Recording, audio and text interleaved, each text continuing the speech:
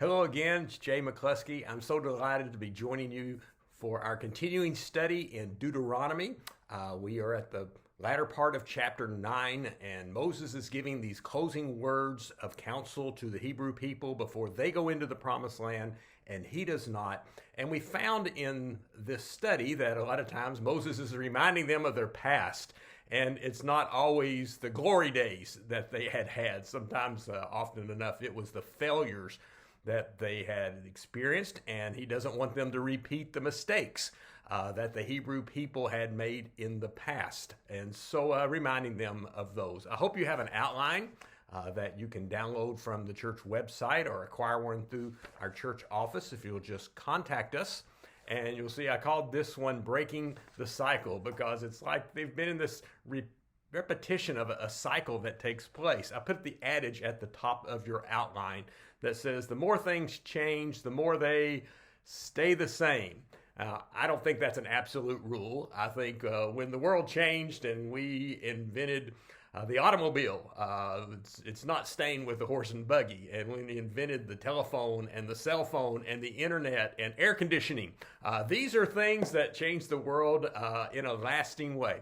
But when it comes to human behavior, boy, we can change the setting, we can change the time, but boy, the patterns tend to fall into place. That is why we can read the Bible, which is thousands of years old, and stories that are thousands of years old, and we can still relate because the human heart is still the same, and our flaws, our ambitions, our mistakes, our good qualities, they're the same. And so we will tend to make the same mistakes, and we should be able to identify with some of the things going through the Hebrew people, which we will see today. They're moving to a new location. They're going to be in a land that is new. They've never been there before, in a time that they've never lived in before, but the same pitfalls are available to them. So I put this summary statement there again at the top of your listening guide. The actors and the scenery of the story of a life of faith may change, but the script is pretty much the same throughout the Bible and throughout history. We're not just limited to this. A pattern that we find. The Book of Judges kind of condenses this into a bunch of case studies where the people fall away and God raises up a hero, a judge to lead them out, and things go well and they fall away in this repeated cycle. But it's not just the Book of Judges.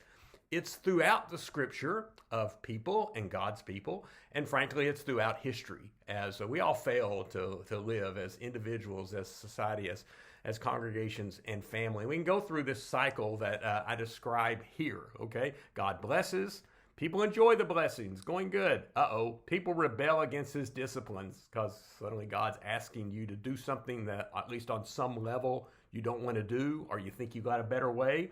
Then consequences fall, that takes place, the struggles that happen, and then God forgives and restores. And we're going to find that kind of in this story, but boy, it's not just limited to the story that we are looking at today. Speaking of that story, in Deuteronomy chapter 9, Moses is reminding them of really what their parents had experienced at the foot of Mount Sinai 40 years before, in the early days after the Exodus, a story of the golden calf. I hope you know the story and are familiar with it because we're going to make reference to it. When Moses was up on the mountain, he was receiving the Ten Commandments in the tablet form.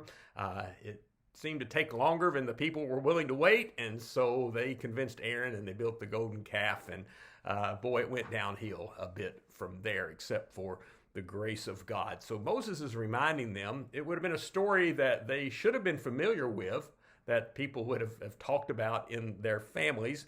And so he references it in Deuteronomy 9, verses 7 and 8. Follow on your listening guide. Remember this and never forget how you aroused the anger of the Lord your God in the wilderness.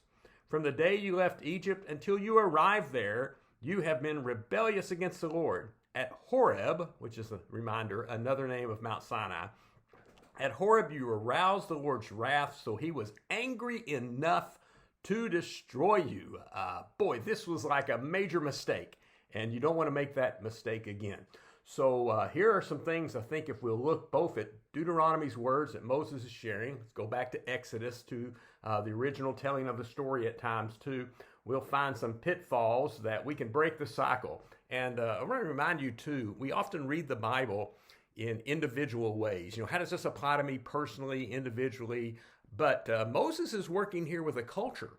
He's working with a large group. He needs to change the attitude and the actions and the practices, not just of individual people, but of a whole group of folks. And that's real leadership, because it's one thing to move yourself from one place to the next, but you try to move a whole group of people, a whole society in their attitudes and their faithfulness and their actions of obedience to the Lord and righteousness. That's a pretty major undertaking. So as I studied this, I really tried to think about it in these things that not just individually, they're applicable that way. But as we think about our families, as we think about our communities, our neighbors, our cities, our country, our congregations, of improving our attitude, changing ourselves, being alert and aware so we avoid the pitfalls and we don't repeat the cycle that we can all tend to fall into. So what do? Okay, first, friend, think back from where you came. That's what Moses is doing back in that verse there. He's reminding them of where they had came from and the kind of the practice that they had taken place in there. Our recent lessons and themes in Deuteronomy, if you're following, have been about, and the letter R there is remembering. He's remembering, he's reminding them of their old stories, and some of them were good and a lot of them were not so good. But they had plenty of things to remember that taught them, or should teach them, God's reliable. You can trust in Him. You can trust in Him more than you can trust yourself. So that He had rescued them from the slavery, sent the plagues upon the Egyptians to convince them to let go in the Passover that took place and the great Exodus. And He had destroyed the armies of Pharaoh as they crossed the Red Sea. And He had provided the food for them in manna and water. And He had guided them with a pillar of cloud by day and a pillar of fire by night. What had God not done? What should they not look back and remember that He was reliable and trustworthy? And I think if we will remember that, it's not all about the here and now, what you've done for me lately, but we think back, we'll find the faithfulness of God, we'll remember His reliability, and that we'll make better choices knowing that He's a reliable God and we can follow His way. So that's the first thing, is to think back from where you came. Second thing to remember, understand you have no excuse. You can't say, well, I didn't know. We didn't know about building a golden calf, that we weren't supposed to do that. Some years ago, I think it was about 20 years ago, I was coming down through Monroe County down Highway 411. And somewhere along the line, there was a lot of road construction going on. So the speed limits kept changing. And I didn't catch all the speed limit signs. And a nice sheriff's officer pulled me over to inform me that I was going too fast for the speed limit there. And I was very respectful. And I told him I'm sorry. I hadn't caught the sign on that. I didn't mean to disobey the law. It's not my nature, I hope, to do that. And he could have well written me a ticket, and I would have been guilty and paid it. But he was kind to let me off with a warning. But genuinely, I didn't know. I had at least that excuse. But they didn't have that excuse because, in a couple of reminders of the story. First, they had heard God's law from God Himself.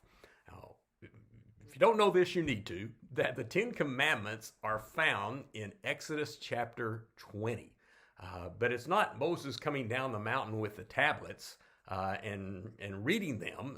Before they were written, they were spoken. It's kind of the same pattern for a lot of language. Language is spoken before it is written down. So they were spoken, and they were spoken by the voice of God. There at the foot of Mount Sinai at Horeb, God's voice speaks to them, and he tells them the Ten Commandments, including the second commandment, you shall have no idols. Don't build any graven image. The second one, like a pair of scissors, I like to remind myself. That's the second commandment. Don't make anything of an idol. And so it closes, after it's listed the Ten Commandments, When the people saw the thunder and lightning and heard the trumpet and saw the mountain smoke, they trembled with fear. They stayed at a distance and said to Moses, "Speak to us yourself and we will listen. But do not have God speak to us or we will die." It was that imposing, that intimidating, shook them to their core. They couldn't forget it, and they had to have heard the words that God spoke that said, "Don't build false images. Don't build me. Don't build an idol that would represent your God." And so they had heard it from himself. Not only they heard it from himself, but we read on in the next chapters that they had promised to obey the Lord and his instructions. We'll move to chapter 24. When Moses went and told the people all the words and laws, they responded with one voice, "Everything the Lord has said, we will do." There's the promise. A couple of verses later there in verse 7, then he took the book of the covenant, he read it to the people. They responded, "We will do everything the Lord has said, we will obey." Just a little bit of a timeline to be following on here. The Ten Commandments come in Exodus chapter 20. We have here in 24, Exodus chapter 24, these promises to obey. And then on your outline, note the golden calf story does not occur in Exodus until chapter 32. So before that story, they had heard the word of the Lord give the commandment. They had promised already to obey. So understand, God's given us pretty good clarity and rules. So we're without excuse. Again, help us on our way. Third, prepare to be patient. Guess what? People got impatient. Boy, we live in a time that we're used to getting things pretty quick information, quick delivery. Don't have to wait as long for things. It's stirred up some impatience with us, and that can sometimes be a hindrance to our following the guidelines of the Lord. So Moses reminded them, "When I went up on the mountain to receive the tablets of stone, the tablets of the covenant that the Lord had made with you, I stayed on the mountain 40 days and 40 nights." So that had apparently been a long enough time. The people got a little impatient, a little stir crazy, maybe, if you would. Exodus 32, the story of the golden calf says, "When the people saw that Moses was," and I underlined it there, "so long, longer than we wanted him to, in coming down from the mountain, they gathered around Aaron and said, 'Come make us gods that will go before us. For as this fellow Moses, who's brought us out of Egypt, we don't know what has happened to him.'" I'm tired of waiting on him, the impatience that took place. And so back to Deuteronomy, Moses says, "You had turned aside quickly from the way the Lord had commanded you." Boy, what a stark statement of them. It only took you 40 days, and you kind of abandoned the path that God had given and instructed you to do so. And impatience will oftentimes be a trigger toward our lack of faithfulness and disobedience. And I'll remind you of something, that the opposite of faith is not doubt. Really, the opposite of faith is disobedience, because faithfulness is obedience, trusting God, doing what he says, waiting when he wants us to wait, and doing what he wants us to do. But the opposite of faith is disobedience, when we do when we should be waiting, or we do not the things he wants us to do, or we do the things that he doesn't want us to do. I put a quote there I came across recently from Chuck Colson. And it's not a direct application, but he said something in there that I thought resonated with this point. People who cannot restrain their own baser instinct, who cannot treat one another with civility, are not capable of self-government. But especially where he talks about restraining your baser instinct. And one of the basic instincts that we all have is impatient. And we need the patience, the fruit of the Spirit, patience that God would grant to us, to trust in him and trust in his timing and his timeline of things. And so one of the things when we're tempted and there's a pitfall out there or something, and of course the good question to ask, am I just being impatient? Am I just not willing to wait on the God's timing of things, and I'm trying to rush things along, maybe run ahead of the Lord? The next lesson, help us break the cycle. Beware of the appeal of the majority. The people, for the majority there at the foot of the camp at Mount Sinai, boy, they got this idea, let's build an idol. Sounds good to me. And this buzz and this movement takes place, it builds traction. We might say in today's electronic culture, it went viral. Everybody kind of following on this. Then the Lord told me, go down here at once, because the people whom you brought out of Egypt have become corrupt. They have turned away quickly from what I commanded them, and they've made an idol for themselves. Now, Exodus tells us more of the story, and about how we saw a moment ago. They go to Aaron and they say, we don't know what happened to Moses. Build us our own God that will lead us and share with this. And Aaron's under a lot of pressure, because that's what the people want. Just giving the people what they want. Well, sometimes we want the wrong things.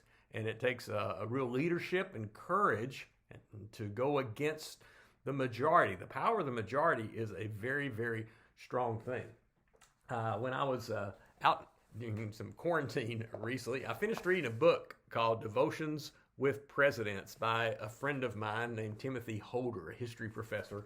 And it's just a daily devotion, a little different tidbit about different presidents. And he tells the story of Ulysses S. Grant's presidency in 1877, when there was a popular bill that had passed through Congress, and it was on his desk, and it was what the Congress had passed. The people kind of wanted what it was going to provide, but Grant said it went against his principles as a leader and as what he thought was best for the country. So he did not sign it into law. And the observation in the devotional was how oftentimes it's so challenging to go against the majority. That can have a mentality that it's got to be right. Everybody's doing it. Everybody's for it. It's got this populist kind of idea that takes place in this group. And I just kind of remind you of the group dynamic for bad and for good. A couple of weeks ago, I saw a little interview with a lady who had participated and I regretted with the attack on the Capitol back last year. And she said a couple of times in there, it really wasn't with excuse, but she did say a couple of times that, it was, if you're in the group and the atmosphere and the mentality of the collective consciousness, you get caught up in the passion of things and it leads you to do some things she said, I shouldn't have done. That's all of us, right? We can all be caught up in things to do what we shouldn't have done and lead us astray. Good news, there's two sides to that same coin. You surround yourself with quality folks, servants of the Lord, and they will inspire you and lead you to a greater point of your potential and obedience than we might have otherwise experienced. I know in my formative years as a teenager, I could count on my hand my 5 closest friends, and they were all 5 on church staffs today because of their, and they helped. We just involved in church work as kids, but we realized looking back that kept us on a better path than we might have found otherwise. So just kind of being weary of the majority and how things could be directed and leading you, because it'll always kind of go to that which may seem like the quickest way for an answer or instant gratification or some kind of an attractive thing. I put a quote there from the Andy Griffith Show.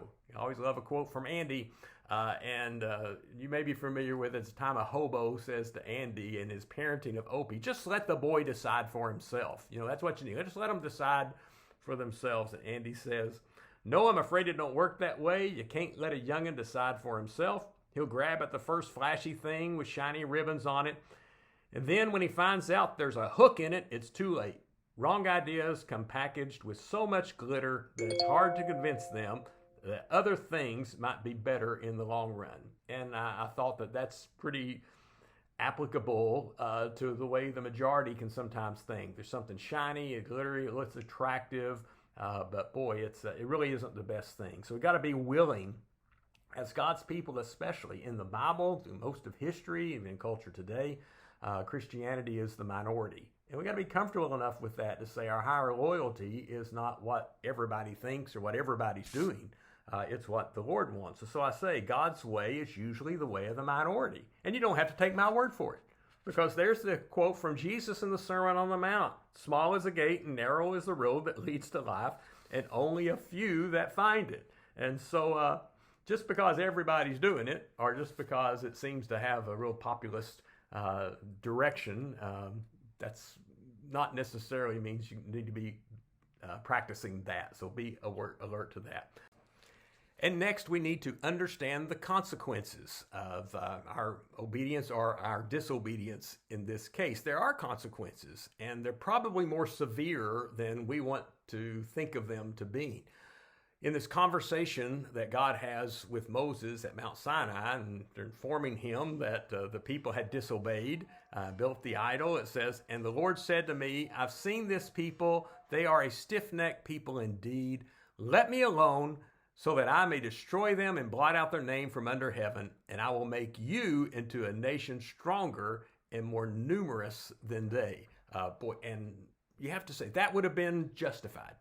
That would have been, it wouldn't have been unfair. God says, it's just time to start over again. Sometimes we're that way with things, disposable things. It just can't fix that one. Let's just toss it away and walk away or discard. And so he's ready to do that. And he said, Moses, I'll just start over with you. And just to think about what that would entail, God had kind of started with these people 500 years before with Abraham.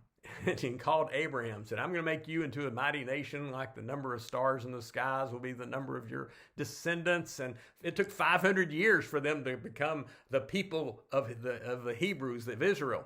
Now it's like God saying, I'll start over. Okay, 500 years. We'll just wait 500 more years till Moses' descendants are enough to be a great nation. And so that's a formidable consequence when you think about it in those ways. So just a kind of a reminder that there are some consequences, but we end on a note of grace. So I want to come to this last thing and remember there is great power through intercession, because Moses speaks up for the people and tries to convince God about not going that route, but going a different route.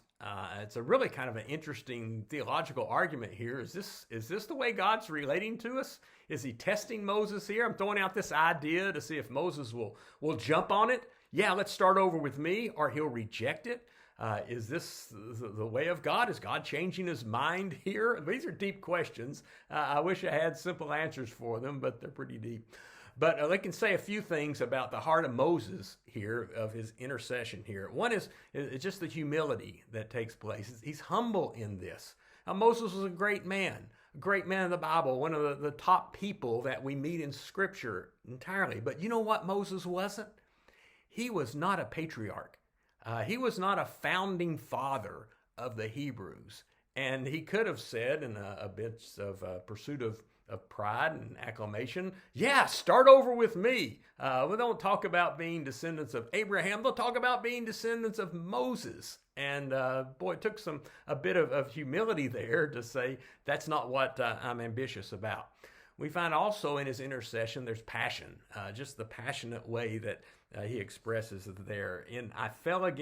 Once again, I fell prostrate before the Lord for 40 days and 40 nights. I ate no bread, drank no water, because of all the sin you had committed, doing what was evil in the Lord's sight, arousing his anger. So it's a picture of Moses.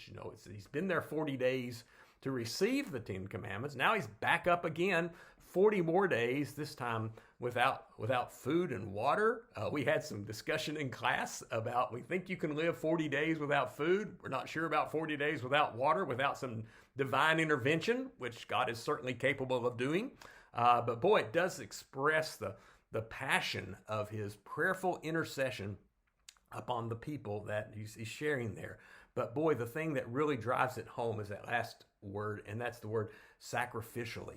The sacrifice that he's willing to make. He passed on the offer to be the founding father of a new people, and he cast his lot, if you will, for the welfare of those existing fallen, disobedient, backward people down at the foot of the mountain. Because he says, so Moses went back to the Lord, and here's how he says it.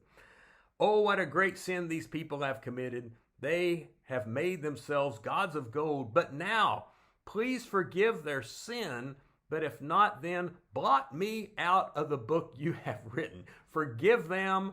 You're not going ahead. If you're not going to forgive them, then wipe me out too. Now that's a humble sacrifice that he's willing to make. And it is a bit of a foreshadow, I think, of the sacrifice of Jesus, who was willing to be blotted out, in a sense, as his relationship with God, who knew the separation of our sin and the brokenness of that, and willing to go that so that we could experience, as he cried from the cross, Father, forgive them. And so not to discard these people, but instead to restore them. And it brings me to the point there. God works not to replace a broken world, but to restore it. And boy, I'm so glad that God is in the restoration business. We deserve to be discarded, but instead God chooses the harder work of bringing about restoration. Gary Robbins was a church member. He lived down the street from the church, and he had a hobby in his retirement of restoring old furniture. And you'd see him out there in his driveway, and it would be some cabinets or a table or something, and he'd be working on it to restore that into something that was a piece of beauty. And when he passed away, that was the theme that I'd used on his funeral, that God is in the restoration business. He was doing God's work, in a sense, but God restoring us, making us what we couldn't be, not discarding us and starting over, not replacing us. But God is in the restoration business, and aren't we glad that he is? And we need to keep that in mind as we walk through this world, not to presume upon it, or to certainly try not take advantage of that, because God is full of grace and forgiveness. But just to remember that our God is a restoring God. Now in this chapter, Moses mentions their disobedience in a lot of other places too. So I just put that list there on your listening guide. You can kind of see he focuses on the story of the golden calf, but he has some other places too that they've repeated, in that cycle of disobedience, and a note of what took place. But here's the summary of things. This review of Israel's sins shows not only the severity of their sin, we can say the pattern of their sin, the stubbornness of their sin, the repetition of their sin, but also the depths of God's grace to forgive when he was entitled to punish, to restore when he was entitled to discard and replace. We close it up there with that word from Psalm 103 that just repeats the heart of the Lord. He has not dealt with us according to our sins. He didn't deal with Moses' people in accordance to their sins and the consequences they deserve, nor punished us according to our iniquities. Not done that either, because we have received his grace and his wonderful restoration, because somebody interceded for us, and that was Jesus, who came and interceded on the cross, took the punishment that we deserve so that we could experience forgiveness and grace. And that is good news for today. Keep that before you, and you'll walk closer down the path God wants. This is Jay McCluskey. Until next time, have a great day.